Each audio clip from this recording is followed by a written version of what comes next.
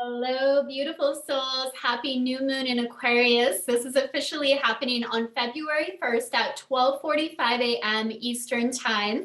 It is a very significant new moon welcoming in the beginning of the new lunar year as well. So a really powerful time to look at the intentions you have as you move into 2022. And because of the powerful Venus retrograde that we've had, you may find your intentions have even shifted over the course of the month. So really powerful time to revisit them. Today, we're going to dive in and take a look at the main astrological energies surrounding this new moon. And I always look at it from the perspective of the Akashic field as well. So if you're just coming across my channel, wondering what an Akashic astrologer is, I not only study the planetary shifts that are happening, but I also work within the realm of the Akashic records to bring through even more clarity on how we can co-create with this energy in the highest potential. So if that is something that resonates with you, be sure that you subscribe. So I want to give a little bit of a context to this new moon before I pull up my screen and we go over the new moon chart in a little bit more detail. So Venus is now officially direct. It moved direct on the 29th, and this was such a powerful Venus retrograde. And I really encourage you to work with the wisdom and insights that came through during that time when Venus was retrograding. So Venus very much connects to what you desire on a deep soul level, where your heart is guiding you.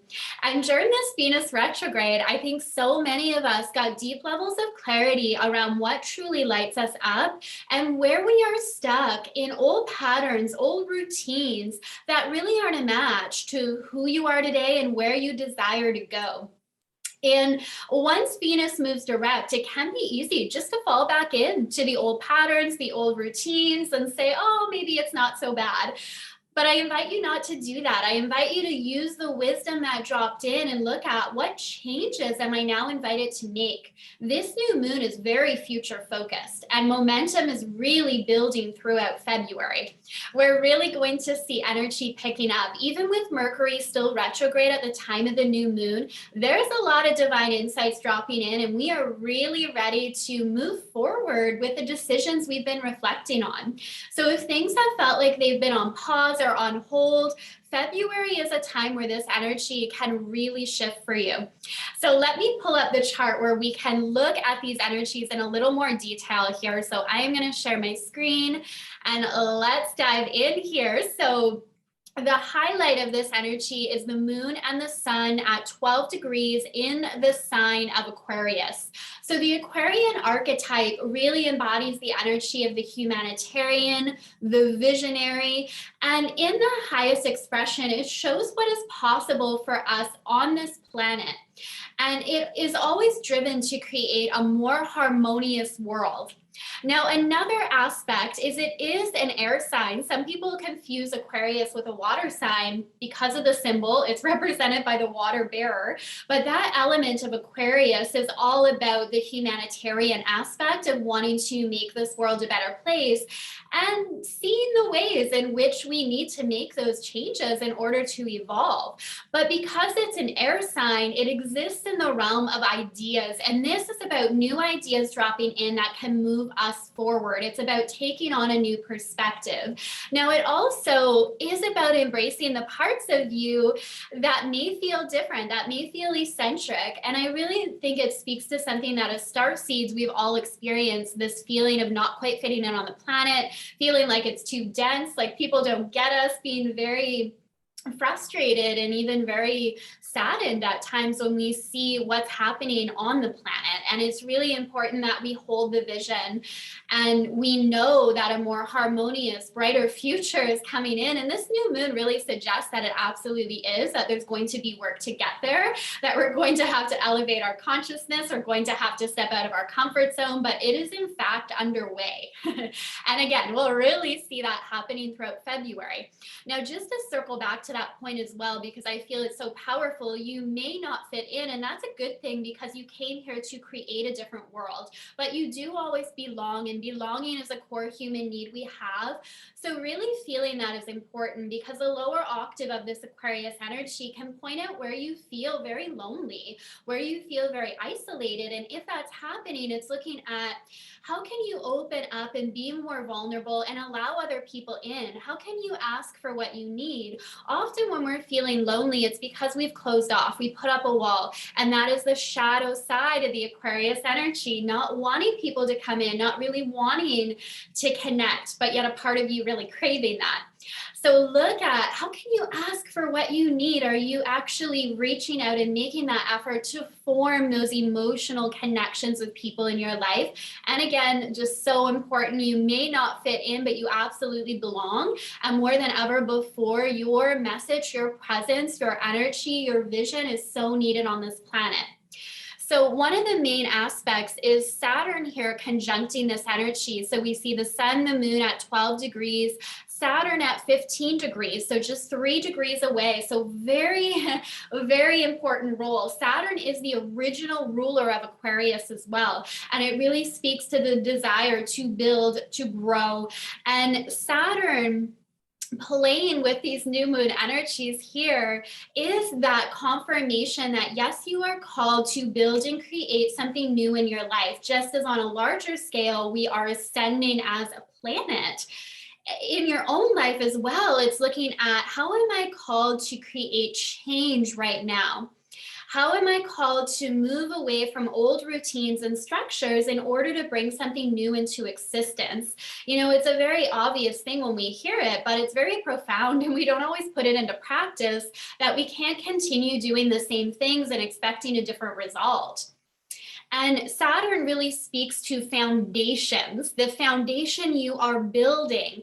And the core foundation to anything we are creating, I work with my clients on this all the time, reminding them that the true foundation you want to have in place in your business is mastery of your vibration and a mastery of energetics.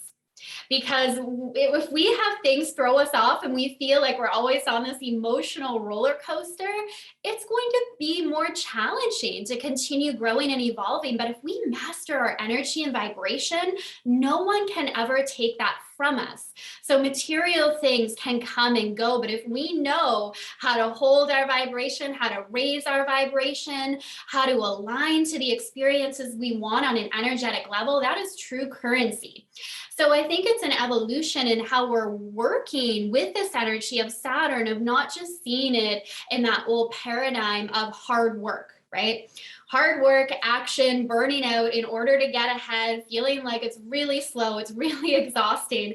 If that's happening, it's a reminder to look at the true foundation, energetics, mastery of vibration, how you're holding yourself throughout challenges and obstacles. It's okay if we have doubts and fears that drop in. It's how we hold ourselves through them that really determines whether we succeed and move forward or whether we stay stuck.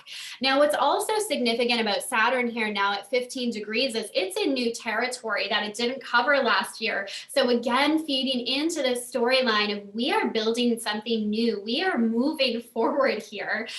And in a sustainable way, which Saturn really speaks to as well. This is not about fleeting success. This is about deliberate, intentional movement forward.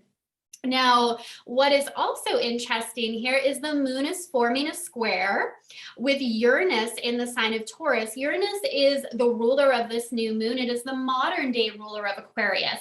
And where Saturn speaks to the building kind of creation side of the Aquarian energy that envisions the bigger future, Uranus is about shaking things up. It speaks to the rebellious side of this energy, the aspect of it that thinks outside of the box, that challenges the status quo. And of course, in the highest expression, doing that from a space of love and unity and higher level consciousness. And Uranus here, of course, is very significant with this energy, almost an exact square here that's being activated here. So this really also speaks to change change and transformation. And yes, you are building a new future. Yes, you are moving forward into new territory. And it's going to require change. Anytime Uranus comes in, it can be unexpected, sudden changes. This can be in your relationships, this can be in your business, but there's something here that needs to change in order to get a new result. And this doesn't need to be huge. I wouldn't even overthink this. The message I'm getting from the Akashic field is you already know. It's about having the courage to take that action. It's going to feel scary when we're out of our comfort zone, and we need to know how to relax our nervous system and get our body on board with the change we want to see. So when you know how to relax your body, whether it's through deep breathing, EFT tapping, a walk in nature, a bubble bath, there's so many things we can do to allow our body to know, yes, we're changing, we're growing, and I know it feels scary and I know it feels vulnerable at times, but it's safe and I've got you. So this definitely speaks to progression of focus on the future and a change that is needed here. Now, Uranus is also forming this beautiful sextile here with Jupiter in Pisces, and I want to look at that simply because it's significant, because Uranus is the ruler of this new moon, and this sextile here with Jupiter in Pisces is about elevating into higher levels of consciousness, and you may have found, even this past month, that your intuition has been at an all-time high. Your ability to tune into somebody's energy, to tune in and know what you're needing, to tune in and know the core true intentions of other people, like it's just so spot on. And at this new moon, there's going to be so many divine downloads that are coming in for you. So really trust where your heart is leading you, where you are being called to go. And I keep hearing the message as well. Don't overthink it. And with Mercury in retrograde, sometimes we have a tendency to overanalyze when really Mercury retrograde is asking us to trust our intuition, to trust that we actually already know. And this is, in a very practical way, how you strengthen your intuitive gifts. When your intuition gives you a sign and you say, yes, I trust it, you gain that confidence. When your intuition gives you a sign and you're like, oh, I don't know, let me think about it, let me ask other people's opinion, you are giving the message to your intuition that you don't trust it. So in that moment, there's a disconnect. But at this new moon, this aspect with Uranus and Jupiter really is about opening up to those higher levels of consciousness and how your higher self is guiding you at this time. This is also a clue as to what that change and transformation looks like in your life and how to get there.